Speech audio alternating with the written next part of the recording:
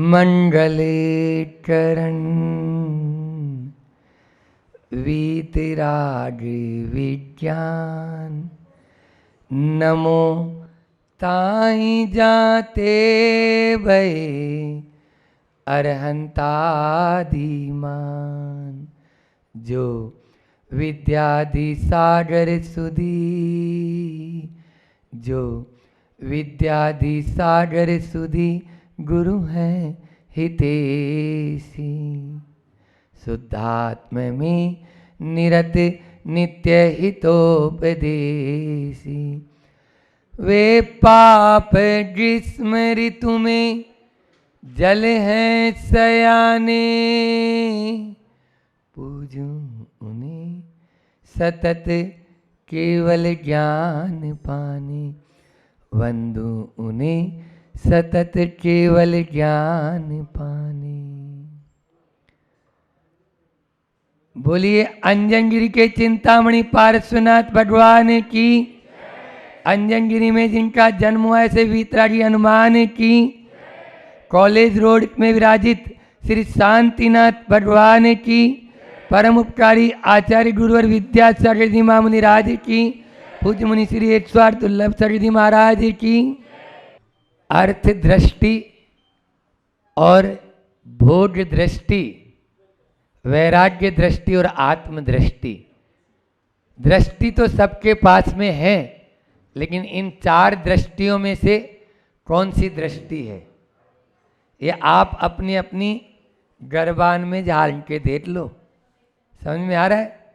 अर्थ दृष्टि और भोग दृष्टि तो सबके पास रहती है, लेकिन वैराग्य दृष्टि और आत्म दृष्टि बिरलों के पास ही होती है। जो आत्म कल्याण करना चाहते हैं वो वैराग्य दृष्टि और आत्म दृष्टि से ओतप्रोत होते हैं। पवन जी की तरह या इनके परिवार की तरह लग जाओ तो वैराग्य दृष्टि और आत्म दृष्टि जग जाएगी। अर्थ सबके पास में है, ऐसा नहीं है। धनाढ्य हर व्यक्ति है, लेकिन संत कहते हैं धनाढ्य मत बनो। धनाढ्य तो बनो, लेकिन धनांध मत बनो। धन होना बुरा नहीं है, लेकिन उसमें अंधे हो जाना बुरा है। तो धनाढ्य बनो, धनांध नहीं। हम धनांध बन जाते हैं तभी हमारा पतन शुरू हो जाता है। आदमी के पास में अर्थ के साथ में परमार्थ भी है। वह पैसा, परिवार, प्रतिष्ठा, इन सब के साथ में परमात्मा भी है ना? तो आप पैसा, परिवार, पदार्थ या जो है प्रतिष्ठा चाहते हो या परमात्मा चाहते हो, ये आपके ऊपर निर्भर है। 5 पी दे दिए हमने, अब कौन सा पी चाहिए पवन जी? पवन भी पी पे ही है। इसलिए वन में भी जाएंगे तो पवन तो है ही, क्योंकि पवन के साथ में ही वन लगा है। जहां कहीं भी जाओ वहां पवन है। एक ने कहा कि ऊपर से नीचे, आजू से बाजू, यहां से वहां, जहां पर भी देखो सब जगह हवाई हवा है। सब जगह हवाई हवा है, तो हवा सब जगह है। तो इस प्रकार से जैसे भगवान को कण कण में मानते हैं ना, वैसे आप कितना भी देख लो, लेकिन उस पवन का महत्व तभी है जब वह सही दिशा में अपना। आज अभी बिहार कर रहे थे, कमिश्नर साहब से हम बोल रहे थे, उनको पसीना आ रहा था। तो पसीना आ रहा था तो हमने बोला तो सीना तो तानो, पसीना तो बहाओ सही दिशा में। बस दिशा का महत्व है। हमारी दिशा क्या है? दिशा यदि सही है तो दशा सुधरते टाइम नहीं लगेगा, बिल्कुल दशा तुरंत सुधर जाएगी। और यदि दिशा गलत है, युवा लोग बैठे हुए हैं, हमारी दौड़ तो बहुत तेज है, लेकिन हम जा किस तरफ रहे हैं ये हमें देखना है। 4 प्रकार की दृष्टि में आपको आत्म दृष्टि और वैराग्य दृष्टि रखना है या अर्थ दृष्टि और भोग दृष्टि रखना है, आप पर निर्भर है आप क्या चाहते हैं। कल भी हमने कहा था कि मजबूर मजबूर है इसलिए मजदूर बना हुआ है। क्या बोला? मजबूर है इसलिए मजबूर बना है। क्यों? क्योंकि अनजान था, अनजान था। अनजानी में हमें मजबूरी में वो मजदूर बना हुआ है। हमारे संत कहते हैं मजबूत बनो, मजदूर या मजबूर मत बनो। शब्द देखो आप, उन शब्दों का आप लोगों को अपने आत्मसात करना है, क्योंकि जो कुछ भी बाहर है, जो कुछ भी दिख रहा है, वो सब कर्माधीन है। चार बात और की थी एक कारिका के माध्यम से कि अक्षय है, शाश्वत है आत्मा, निर्मल ज्ञान स्वभावी है। और फिर संसार के सारे पदार्थ कैसे हैं? तो वो बताते हैं कि जो कुछ बाहर है सब पर है, कर्माधीन विनाशी है। कर्म के अधीन है। ये जो ठाट बाट दिख रहा है, ये जो वैभव नजर आ रहा है, ये जो चकाचौंध नजर आ रही है, ये किस कारण से है? ये कर्म के अधीन है। कर्म के अधीन होने से यह सब कुछ हमें नजर आ रहा है। हमें क्या होता है कि लाइट नजर आती है, समझ में आ रहा है? आप लोगों को, आप लोग जब चौराहे पर पहुंचते हो तो चौराहे पर कैसी लाइट रहती है? लाल लाइट रहती है तो आप रुक जाते हो, हरी लाइट रहती है तो आप चल देते हो। लेकिन महत्व उस ऊपर वाले कवर का नहीं है।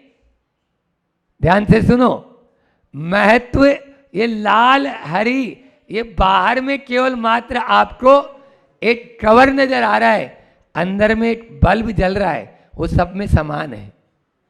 अंदर में एक बल्ब जल रहा है, वो तेरे में और मेरे में सब में समान है। एक छोटे से जीव में भी वो समान है। महत्व उसका है, हम ऊपर वाले उसमें उलझ जाते हैं।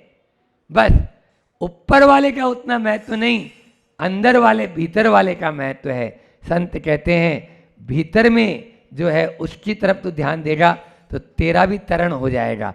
तू भीतर जा, तू भी तर जा, तू भीतर जा, तू भी तर जा। तो तरना है तो भीतर आना ही जरूरी होगा। आज आगे थोड़ा सा और बता रहे हैं कि एकत्व भावना का चिंतन करो। हमने मसरूल में जब थे तब भी आप आते थे। 12 भावना में एक एकत्व भावना है। सामायिक पाठ में भी कुछ इसी प्रकार की पंक्तियां अमित गति आचार्य भगवंत हम सबसे कह रहे हैं। पहले मैं उनका उच्चारण कर रहा हूं, फिर अर्थ भी आपको बताऊंगा। बहुत सरल है। संयोगतो दुख मनेकमेकम यतो स्नुते जन्म वने शरीरी ततः त्रिधासो परिवर्जनीयो या सुनानिर्वतिमात्मनी नाम। यहाँ पर हम सब जानते हैं कि हम दुखी हैं या नहीं है? पहले बताओ। या तो आप अपने आप को सुखी मान रहे हो क्या? अरे आप तो छोड़ो, अरियंत परमेष्टि है ना, अभी वो भी दुखी है। क्या बोल दिया महाराज? अरियंत परमेष्टि भी अभी सिद्ध नहीं बने, अभी वो पढ़ाने लायक नहीं है। वो स्टूडेंट हैं, प्रोफेसर नहीं है। हाँ, उनको भी अभी पढ़ना बाकी है। क्या पढ़ना है? 4 अघातिया कर्मों का नाश करना शेष बाकी है। जब तक मंजिल पर नहीं पहुंचेंगे तब तक सुखी हो सकते हैं क्या? बोलो। जब तक आप पानी को या फल को अपने हलक से नीचे नहीं उतारेंगे तब तक आपको उसका स्वाद मिलेगा क्या? मुंह में है लेकिन मुंह में नहीं। तृप्ति कब होगी? जब आप यहां से नीचे उतारोगे। मुंह से तो जो है ना, हालांकि वो बाहर होने वाले नहीं है, लेकिन अभी उनको भी वह सुख नहीं है जो सिद्धों में है। इसलिए यहां पर दुखम अनेकम एकम यहां बता रहे हैं कि प्राणी दुख क्यों पाता है, दुख का कारण क्या है? पाटिल जी, एक ही दुख का कारण है और वो है संयोग। क्या है? संयोग। बस जहां जहां संयोग है वो दुख का कारण है। ये समझ।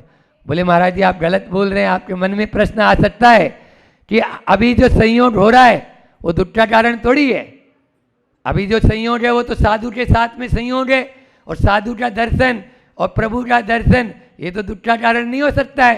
ये आपका प्रश्न बिल्कुल वाजिब है और आना भी चाहिए और होना चाहिए, आप सही बता रहे हैं। लेकिन यह संयोग भी जब वियोग में पलट जाता है तो फिर कैसा लगता है, बोलो ना महाराज जी। कहीं कहीं सोना सोना होता है और कहीं कहीं सूना सूना होता है। हाँ पवन जी बोल रहे तो वह नहीं, लेकिन फिर भी संयोग तो दुख का कारण ही है। लिख लो आप अपनी डायरी में, संबंध बंधन का कारण है। संबंध, जहां जहां संबंध है वहां वहां बंधन है, ये मान के चलो। चाहे वो मैं हूं, चाहे आप हों, और चाहे वो कोई परमेष्ठी हो, कोई से भी हों, जहां जहां। तो फिर क्या करें, तो रास्ता बता रहे हैं वो, बहुत अच्छा रास्ता उन्होंने बताया कि वह ततस्त्री धासो, यहां संधि तोड़ते हुए ततः त्रिधा असौ, यहां पर यानी तीनों मन से, वचन से और काय से हमें परिवर्जनीयों छोड़ना होगा। परिवर्जनीयों यानी वर्जन करना होगा, दूर करना होगा, छोड़ना होगा, परिवर्तन करना होगा, तभी जाकर यह सुना हम प्राप्त कर सकते हैं निर्वर्ती मात्म नियम।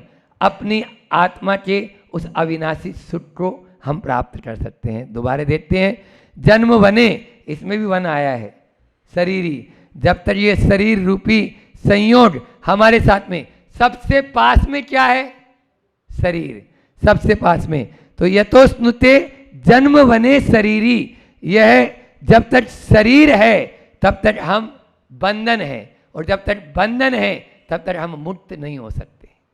हाँ, औरों की बात तो क्या, अपन कहते हैं ना कि एक तो भावना बोला था कि कमला चलत न पेड़ जाए, मर जट तट परिवारा, और अपने अपने सुख को रोवे पिता पुत्र और दारा। दारा यानी बोलो ना पत्नी, दारा यानी पत्नी। तो ये अपने अपने सुख को जब तक उनको मिल रहा है तब तक तो पिताजी पिताजी करते हैं, और जब मिलना बंद या आना बंद तो बोले अब पिताजी नहीं, अब उसी में दूसरा रूप नजर आने लगता है।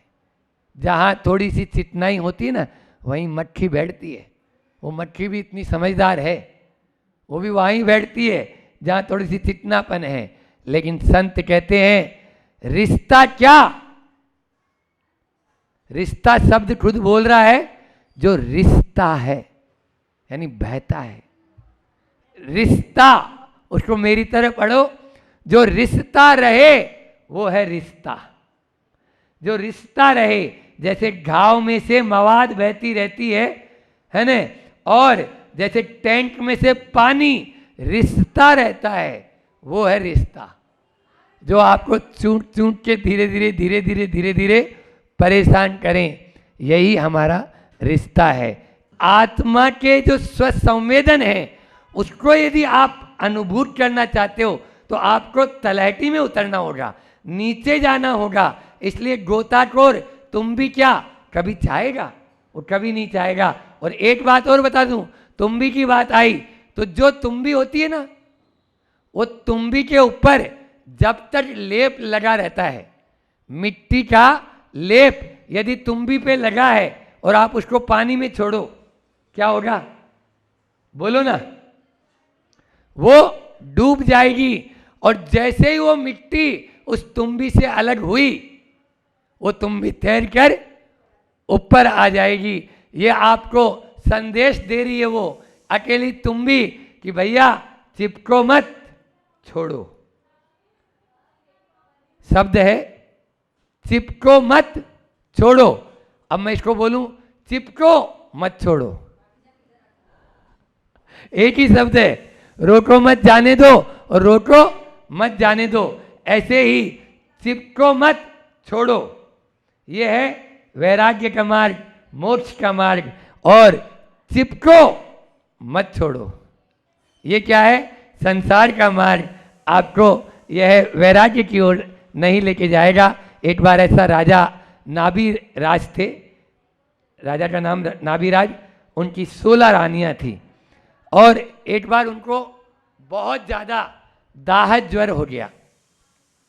दाह ज्वर का मतलब होता है शरीर से आग निकलना, और इतनी ज़्यादा पीड़ा कि सारे राज्य वैद्य भी हार गए।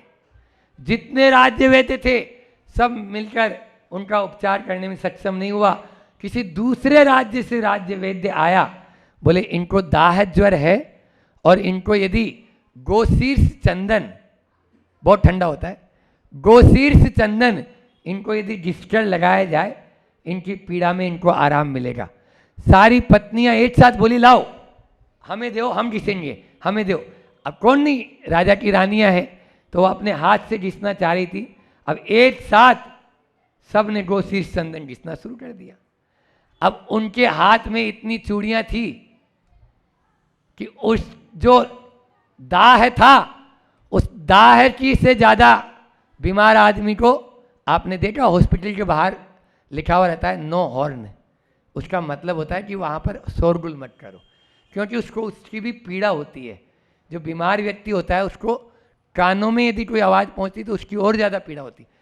वो एकदम से चिल्ला के बोलते हैं क्या हो रहा है, मेरे कान जो है एकदम से बहुत ज़्यादा इतने शोरगुल हो रहा है। पत्नियों ने देखा अरे अपनी चूड़ियों की आवाज़ इतनी तेज़ हो रही है कि पूरे में शोरगुल हो रहा है।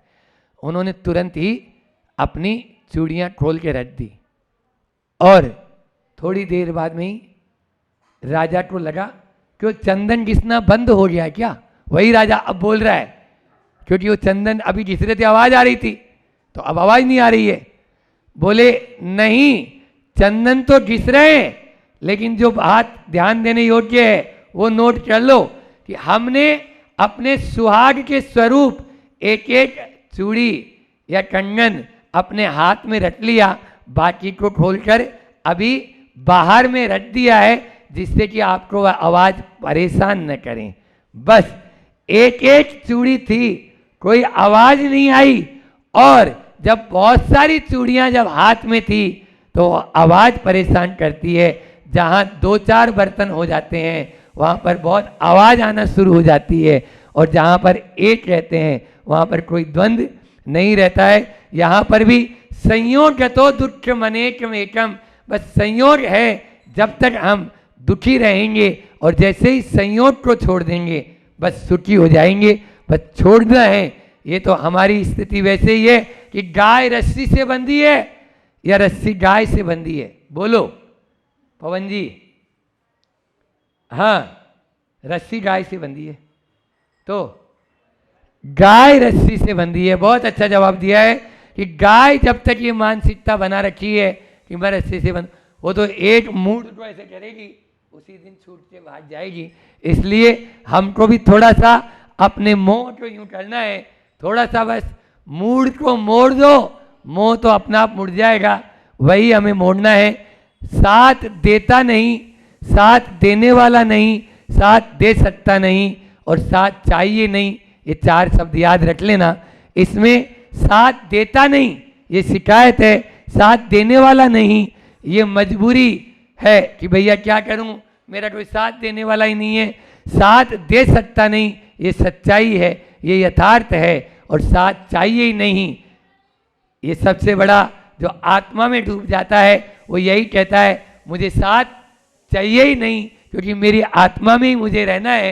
मुझे इस शरीर भी जब साथ नहीं दे सकता तो बाहर वाले क्या साथ देंगे। बस इन 4 बातों को अपन ध्यान में रखेंगे तभी। लेकिन होता क्या है, हम साथ के चक्कर में ही उलझे रहते हैं। एक बार एक की पत्नी मरी, वो दहाड़े मार मार के रो रहा था,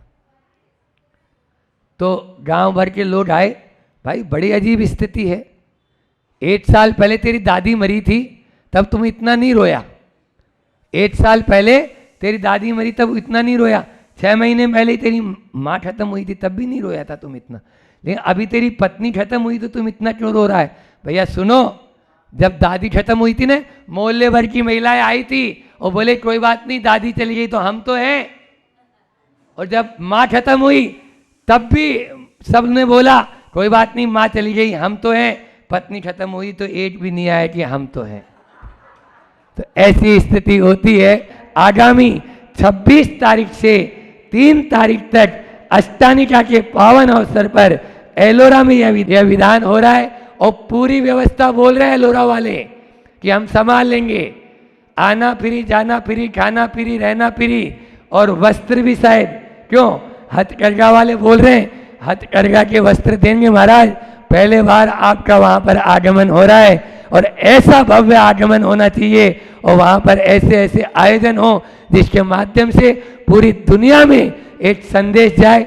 कमर कसकर कल वाक्य भी जितने लोग शाम को आए थे उन लोगों ने एक सूत्र में बोला, महाराज जी आप दोनों दिन को कहोगे रात तो हम रात कहेंगे और जो बात हो पसंद वही बात करेंगे। ऐसी बात, और हम दोनों ने भी यही बात बोली कि हमारा कुछ नहीं, जो कुछ है गुरुदेव का है, जैसा गुरुदेव का आशीर्वाद होगा आपको वही करना है, वैसा ही करना है। बस यही श्रद्धा नहीं, यदि आपका हो गया फिर कोई बात नहीं, कहीं पर आगे से पीछे तक सोचने की जरूरत नहीं। गुरुदेव के आशीर्वाद से सब कुछ अच्छा होगा। तो आप लोग भी आज ही अपना नाम इन सबको देना शुरू कर दें ताकि व्यवस्थाएं बहुत अच्छे से हो सके और वह विधान भी सानंद अच्छे से हो सके। फिर आगे की सूचनाएं आगे और दे देंगे, अभी इतना ही रखते हैं। बोलिए अहिंसा परमो धर्म की। समता को कहाँ से लाओगे आप? क्षेत्रों पर प्रभु को देखकर भी नहीं ला पा रही समता। तो साधु का मूल गुण ही समता है, साधु का जीवन की आधारशिला ही समता है। हमारे लिए सबसे मुख्य बिंदु क्या दिया है? समता। कहते हैं समता सर्वभूतेषु संयमे शुभ भावना आद रोध परित्यागस तद्धित सामायिकम मतम। इस सामायिक है, 24 घंटे पालना है हमको समता को। सर्वभूतेषु प्रत्येक प्राणी पर ये शुभ भावना हमारे अंदर होना चाहिए और आद और रौद्र परिणाम का हमेशा त्याग होना चाहिए। ये समता है। 24 घंटे हमें तो ये क्या 24 घंटे भावना है, यही हमारे जीवन का अंग है। अब यहाँ समता ही समता हमें मिलती चली आएगी। वैसे तो समता आत्मा का स्वभाव है, पर हम आत्मा पर ये द्रव्य क्षेत्र काल भाव इन सब का इतनी अहम भूमिका हो गई है कि अब हम समता को भूलते चले जा रहे हैं। तो फिर इन क्षेत्रों पर जब आएंगे तो हमारे समता के नेत्र खुलेंगे। जब इन क्षेत्रों के दर्शन करेंगे तब हम समता के नेत्र अपने आप खुलते चले जाएंगे। ध्यान रखना, बहुत अच्छी बात। समता की कृपणता से ही हमें संसार की ठोकरें खिलाइए। तो समता की कृपणता, कृपणता मतलब हम समता में बहुत कंजूसी करते हैं। समता की कृपणता ने ही हमें संसार की ठोकरें खिलाइए, भटकाया है, रुलाया है। अब समता को ही पाना है तो हमारी ये भटकन, ये जो हमारी ठोकरें हैं, ये जो हम संसार में रुल रहे हैं, ये दूर हो जाएगी। बस समता रूपी रस, समता रूपी पान का हमें पान करना है। हमारा लक्ष्य यही होना चाहिए, समता, सरलता, सहजता। इससे बढ़कर कोई रस नहीं। एक ही साधना हमारे जीवन में होना चाहिए। मैं तो यहाँ कह रहा हूँ कि यहाँ संख्यात देवी देवताएं हैं, उन सबको भी यही आशीर्वाद देता हूँ कि आपके जीवन में समता, सरलता और सहजता आ जाए और इस समता सरलता में हम भी स्नान कर पाएँ। आप भी हमारे लिए ऐसा अनुकूल वातावरण बनाएं कि हमारे जीवन में वो समता, सरलता और सहजता आती चले जाए। ये जीवन का लक्ष्य हो जाए। मैं समता, सरलता, सहजता पर कुछ लाइनें मैंने बना रखीगी, वो हमेशा उसका चिंतन सामायिक में रख लेता हूँ और सामायिक में रखकर उसका चिंतन करता हूँ। वो इतनी गहरी चीज़ है कि अगर आप उनको देखोगे, उन शब्दों को पढ़ोगे तो अपने आप आत्मा तक पहुँचोगे। मैंने अपने उस पर लिख रखा है, सहज ज्ञाता दृष्टा बन जाओ। पहली शुरुआत यहाँ से करता हूँ, फिर कहाँ से? कुछ करो नहीं, बस होने दो। जो हो रहा है बस उसे होने दो। फेर फार का विकल्प तोड़ो, सहज ज्ञाता दृष्टा बन जाओ। मतलब क्या? हमें कुछ करना नहीं है, जो हो रहा है ना उसको होने दो। जो हो रहा है बस होने दो, उसमें कोई भी अपनी खुद की कुछ नहीं लगाना। फेर फार मतलब कुछ हमें उसको चेंज करने की कोई भावना नहीं, सब विकल्प को छोड़ दो, तब सहज ज्ञाता बस जाओगे। बन क्या जाओ? तुम तो सहज ज्ञाता दृष्टा ही हो, बनाने की जरूरत नहीं है। ये आकुलता या व्याकुलता तुम नहीं हो, ये तनाव, ये आकुलता व्याकुलता तुमने बनाई है, स्वयं से बनाई है, स्वयं उसके रचयिता हो। आत्मा में तनाव नहीं है, आत्मा में आकुलता नहीं है, आत्मा में व्याकुलता नहीं, फिर मैं क्यों आकुल हूँ, क्यों व्याकुल हूँ, क्यों तनाव में हूँ? देखो भी नहीं, देखना भी सहज होने दो। दिख रहा है, सहज दिख रहा है। जानो नहीं, जानना भी सहजता से, जानना भी नहीं मुझे, सहज होने दो, जानने की प्रवृत्ति होने दो। रमो भी नहीं, हम चाह कर रम जाते हैं, उसमें फंस जाते हैं। रमो भी नहीं, जमो भी नहीं, रमो भी नहीं, जमो भी नहीं, सहज होने दो, तब आपके जीवन में वो सहजता आएगी। सब कुछ सहज, जानना भी सहज, देखना भी सहज, और जमना भी सहज, रमना भी सहज। बहुत कठिन बात बोल रहे हो महाराज जी, ये तो सब अध्यात्म की बातें हैं, हम लोग गृहस्थों के बीच में, लेकिन करना तो पड़ेगा ना हमें। प्रयास तो करो कि मुझे सब कुछ एकदम आगे रहकर, खुद समझकर, खुद सोचकर कुछ नहीं करना है, अपने आप चलते देना है। मैं तो यहाँ तक कहता हूँ कि कर्तव्य के अहंकार से नहीं, विकल्प से भी रहित सहज ज्ञाता दृष्टा बन जाओ। आपको बहुत विकल्प है, कर्तव्य के अहंकार है, मैंने ये किया, मैंने वो किया, मेरे कारण हो रहा है, ये आपकी है कि मैं आज घर में हूँ तो मेरे कारण ही घर चल रहा है। बहुत से लोगों की धारणा है, बस मैं हूँ तो सब कुछ हो रहा है, मैं नहीं रहूँगा इन लोगों का क्या हाल होगा। नहीं, एक कर्तव्य करो, लेकिन उस कर्तव्य के अहंकार से नहीं, उस विकल्प से भी रहित हो जाओ, तब सहज ज्ञाता दृष्टा स्थिति बन जाएगी। सहजताओं नहीं, हमारा जो जीवन है उस जीवन में क्यों, कारण ये है कि सहजता ही हम अपने जीवन में निर्विकल्पता को ला सकते हैं। आप चाहते हो, हर व्यक्ति का एक ही प्रश्न होता है, महाराज ऐसा आशीर्वाद दे दो मेरा जीवन निर्विकल्प बन जाए। क्या मेरा जीवन कैसा बन जाए? तो भैया अगर आपको निर्विकल्प बनना भी है तो सहजता ले आओ। अगर आपके सहजता से मतलब क्या, बस कुछ करो नहीं, सब होने दो, जो हो रहा है बस उसे होने दो, किसी प्रकार का कोई फेरफार का विकल्प नहीं, कोई तनाव नहीं, कोई आकुलता नहीं, कोई व्याकुलता नहीं, तो आपके जीवन में निर्विकल्पता आ जाएगी। निर्विकल्पता और सहजता एक सिक्के के दो पहलू। जहाँ निर्विकल्पता है वहीं सहजता है, और जहाँ सहजता है वहीं निर्विकल्पता। ध्यान रखना, जितनी सभी प्रकार की कल्पनाओं को शांत करना है तो निर्विकल्पता, इसलिए कल्पना से परे बनो। जितनी जितनी कल्पना है उतना उतना टेंशन आपके जीवन में बढ़ता है। आप अपने आप से दुखी नहीं हो, सच बताऊं तो आप कल्पनाओं से दुखी हो। आपको कल्पना है कि कल मेरा क्या होगा, खूब धन है उसके बाद भी आपको चिंता है कल मेरे बेटे का क्या होगा, कल मेरी बेटी का क्या होगा। ये जो कल्पना है, उन कल्पनाओं से आप परेशान हो। नई नई कल्पनाएं हमारे अंदर की आत्मा की पहचान को अल्प करने वाली होती है। फिर से बोलूं, नई नई कल्पनाएं, जितनी जितनी कल्पनाएं होगी उतनी हमारे अंदर की जो आत्मा की पहचान है उस पहचान को अल्प करने वाली होगी। इसलिए सबसे पहले कल्पना पर बैन लगाओ। कल्पना की अल्पता ही मोक्ष मार्ग को तेजस्वी और ओजस्वी बनाती है। जितनी कल्पना कम करोगे उतना मोक्ष मार्ग आपका ओजस्वी और तेजस्वी बनेगा। उस मार्ग को अगर आपको ओजस्वी बनाना है, बस कल्पना को कम करते चलो।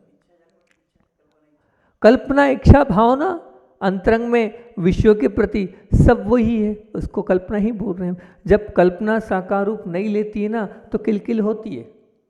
किलकिल होने का कारण क्या है? हमने कल्पना करी कि ये होना चाहिए, इच्छा जाहिर करी ये होना चाहिए, जब वो नहीं होती है तो फिर क्या होता है? नहीं होने के कारण फिर किलकिल होती चली जाती, किलकिल होती चली जाती। पूरे ग्रंथ कुंद कुंद भगवान ने तो यही कहा है, कुछ क्या कहा है? ना शुभ सोचो ना अशुभ सोचो, कुछ सोचो ही मत। समय सब पूरा कुंद कुंद भगवान का सार तो यही है, कुछ सोचो मत, जो हो रहा है बस उसे होने दो, उसमें किसी प्रकार का कोई भी विकल्प नहीं करो। बस आप तो महाराज जी हम कैसे करें, वो तो महाराज लोगों का काम है। नहीं नहीं, धारणा गलत है कि महाराज लोगों का ही शुद्धोपयोग काम है। शुद्ध भावना तो श्रावक भी कर सकता है, श्रावक भी उच्च भूमिता तक पढ़ सकता है। और उसमें कह सकते हैं कि समता सबसे बड़ी बात है। समता में तो समता को और कहूँ तो समता अर्थात क्या? समता अर्थात एक ही बात ध्यान रखना, ममत्व भाव का, ममता का, मोह का त्याग, और हर स्थिति में, प्रत्येक स्थिति में स्वीकार कर लो, यही समता भाव है। समता अर्थात समान भाव रखना, सुख में भी और दुख में भी, यही तो समता है। और कोई बहुत बड़ी बात थोड़ी। मैं एक उदाहरण हमेशा देता हूँ, जैसे मान लीजिए सूर्य है, सूर्य आया, सूर्य ढल गया, चंद्रमा आया, चंद्रमा ढल गया, लेकिन सूर्य सुख के समान है और चंद्रमा दुख के समान है, क्योंकि सूर्य में आपको सब कुछ प्राप्त होता चला जाता है। तो आप सूर्य को रोक सकते हो क्या? नहीं, अब तुम्हें उगना ही रहेगा, मुझे और काम है बिहाल बहुत सारे, अभी काम मेरे निपटे नहीं हैं। सूर्य सुख के समान है, वो सुख और दुख जैसे उसको आप नहीं चेंज कर सकते हो, ऐसी अपने जीवन के सुख और दुख को आप नहीं बदल सकते हो। अब दुख लिखा है, पीड़ा और कष्ट लिखी है, तो उसको सहन करना ही पड़ेगा। आकुलता व्याकुलता, क्यों हमारे अंदर ये आकुलता व्याकुलता जो बता रही कि हमारा शरीर के प्रति मोह अत्यधिक है, ये दुख ही हमारे क्या फिर असाता वेदनी कर्म का कारण है।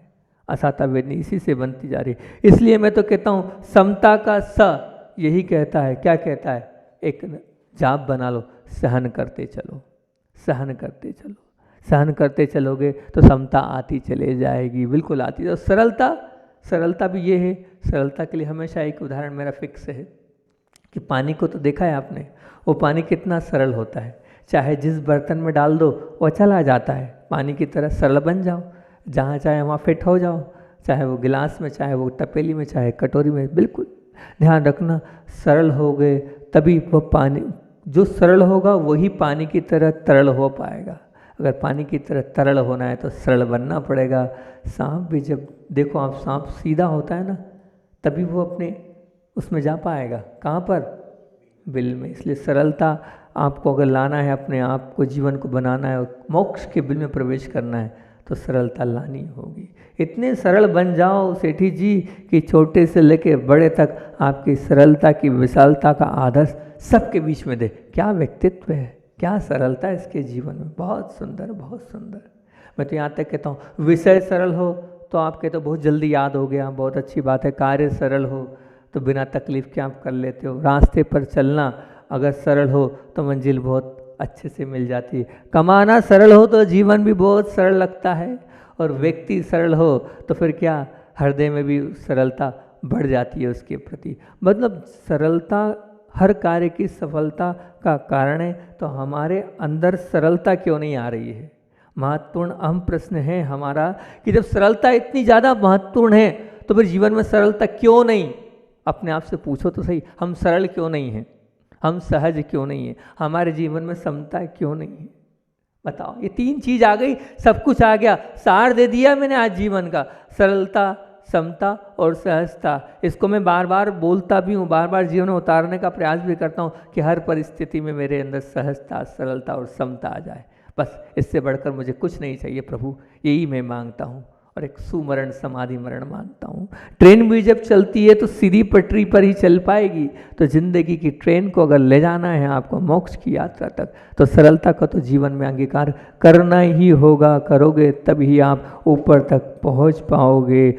मोक्ष की यात्रा आप सरलता के माध्यम से ही कर पाओगे, सहजता के माध्यम से ही कर पाओगे और समता के माध्यम से ही कर पाओगे। और अपने जीवन का सूत्र एक ही बनाओ, मैं सहनशील आत्मा हूँ, मैं सहनशील आत्मा हूँ। जहाँ ये आपने जीवन का लक्ष्य बना लिया कि मैं सहन करने वाली आत्मा हूँ, मैं सहनशील आत्मा हूँ, मैं सहनशील आत्मा हूँ, तो ये मान के चलना कि आपके जीवन में वो समता, सरलता और सहजता आती चलेगी, आएगी ही आएगी, ये बात निश्चित मानना। रोज़ अभी तो इस पर और कल देख लेंगे, भी हाल पूरा हमारा बिंदु ये हुआ नहीं है, समय आपका घड़ी की तरफ देखा तो हो गया आएगा, कल इस पर और हम आपको और नया चिंतन एक और दे देंगे। अभी अपनी बात आचार्य भगवान का संस्मरण तो आप प्रतिदिन सुनते ही हैं, कल बेनाड़ा जी के विषय में बताया था।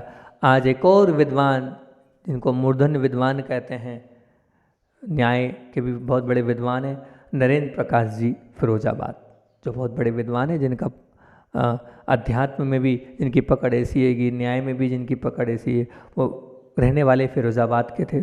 उन्होंने अपने खुद अपना संस्मरण गुरुदेव के प्रति लिखा हुआ आपके सामने रख रहा हूँ। वो अपने कॉलेज में प्राचार्य थे, बैठे थे सब शिक्षकों के बीच में, फ़ोन की घंटी बजी, फ़ोन की घंटी बजी, उन्होंने उठाया, बोले हाँ कौन? तो बोले मैं सेठ छदामी लाल जी। छदामी लाल मतलब जो आपने देखा वहाँ फिरोजाबाद में जो मंदिर बना है, उस मंदिर और पूरे उस क्षेत्र को बनाने वाले छदामी लाल जी हैं। तो छदामी लाल जी ने कहा मैं छदामी लाल जी बोल रहा हूँ। हाँ तो बोले हाँ सेठ जी। तो बोले फ़ोन इसलिए लगाया है कि एक महाराज यहाँ पर आए हुए हैं और वो जो महाराज हैं वो यहाँ पर मंदिर के बाहर बैठे हैं। कल चतुर्मास स्थापना है, यहाँ कोई व्यवस्था है नहीं, अब कैसे क्या करना है? तो बोले वो कुंतु सागर जी आए हुए हैं नगर में, आचार्य कुंतु सागर जी, उनके दर्शन करने आए होंगे, आप वहाँ पहुँचा दो उनको। तो बोले वो तो बोले सुबह आए थे, तब हमने उनसे निवेदन कर दिया कि यहाँ चौके की व्यवस्था नहीं है, आप जो है गांव में चले जाओ, वहाँ पर संघ आया है, वहाँ पर आप वहाँ पर रह जाओ। तो बोले वो सुबह आहार करी, समय करी, फिर आकर बैठ गए यहाँ पर। तो बोले कौन है, क्या नाम? बोले बोलते कुछ नहीं है, नीची निगाह कर कर बैठे हैं, 2-3 ब्रह्मचारी है, एक क्षुल्लक जी है, पूछने पर पता चला है कि उनका नाम विद्यासागर है। पूछने पर पता चला है कि उनका नाम विद्यासागर। जैसे ही प्रोफेसर साहब ने उनने प्राचार्य महोदय नरेंद्र प्रकाश जी ने बोले उनने विद्यासागर नाम बताया है? बोले हाँ। आप बिल्कुल भी चिंता नहीं करो। बोले सेठ जी वो कहावत सुनी कि नहीं आपने कि पुण्य के उदय से लक्ष्मी छप्पर फाड़ कर बरसती है, वो चरितार्थ हो रहा है, आप चिंता नहीं करो, आप तो तैयारी करो, उनको यहीं रोकना है। बोले आप उनको जानते हो क्या? बोले मैंने नहीं जानता। उनके दर्शन किए क्या? बोले नहीं, दर्शन भी नहीं किए। जानते नहीं हो, दर्शन नहीं किए और अभी कह रहे हो कि वो तो बहुत बड़े उत्कृष्ट चर्या के धारी हैं, कैसे जानते हो? क्या कुछ तो बताओ। उतने में फ़ोन रख दिया उन्होंने। मैं वहीं आकर आपको सब बताऊंगा कैसे क्या है। जब वो वहाँ पहुँचे, वहाँ पहुँचते ही उन्होंने पूछा क्या बात है, आप बोल रहे हो कुछ दिख नहीं रहा है, यहाँ क्या करेंगे हम, चौका कहाँ लगेगा, क्या व्यवस्था होगी? तो उन्होंने कहा अभी एक हमने आर्टिकल पढ़ा हैगा, अभी हाल जैन मित्र एक पत्रिका चलती थी उसमें, जैन संदेश नाम की। बोले उसमें पंडित कैलाश चंद जी शास्त्री ने एक लेख लिखा है कि एक नए नक्षत्र का उदय, उसमें इनके विषय में ये बताया है कि जिन्होंने महावीर भगवान को नहीं देखा है वो देख लें, ऐसी चर्या के एक नवीन नव मुनिराज उदित, ये नया उगता सूर्य है, नया उगता नक्षत्र है। बोले उत्कृष्ट चर्या के धारी ऐसे मुनिराज आए और आप कहाँ लगे? और उन्होंने सबको फ़ोन लगा के बुला लिया। अब वो सेठ जी बोले ठीक है, जब इतने बड़े पंडित ने इनके विषय में लिखा है तो निश्चित बहुत बड़ी बात होगी। दर्शन किए तो पंडित जी लिखते हैं अवाग विसर्ग पुषा मोक्ष मार्ग निपुयंता, ये लाइन उनके दर्शन से हो रही थी। इतने लोग थे लेकिन निगाह उठा के नहीं देखा और सब ने निवेदन किया या महाराज जी यहाँ पर चातुर्मास की स्थापना हो। पर आचार्य भगवान ने कुछ नहीं, एक थोड़ी सी मुस्कान दी, कोई हाँ नहीं कोई ना नहीं, बिना प्रचार प्रसार के सुबह पहुँचे और वहाँ चातुर्मास की स्थापना हो गई। अब 4 महीने में क्या क्या घटा वो अनुभव आपको कल बताऊंगा मैं। बोलिए आचार्य भगवान विद्यासागर जी महामुनि राज की।